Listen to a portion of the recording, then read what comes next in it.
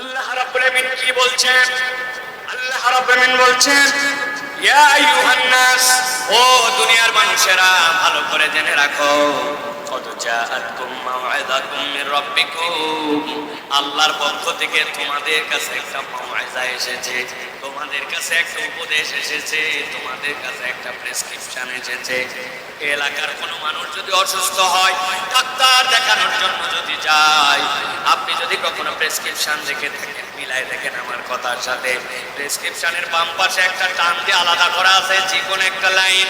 ওই বাম পাশে আপনার কি কি রোগ ওইগুলা ডাক্তার যতটুকু বুঝেছে, বুঝার পরে আপনার যে রিপোর্টগুলো আছে ওই রিপোর্টগুলো বাম পাশে ডাক্তার নোট করে রেখে দিয়েছে, আর ডান পাশে আর এক্স লেখা আছে, তার নিচ থেকে আপনার প্রেসক্রিপশন করা শুরু করছে।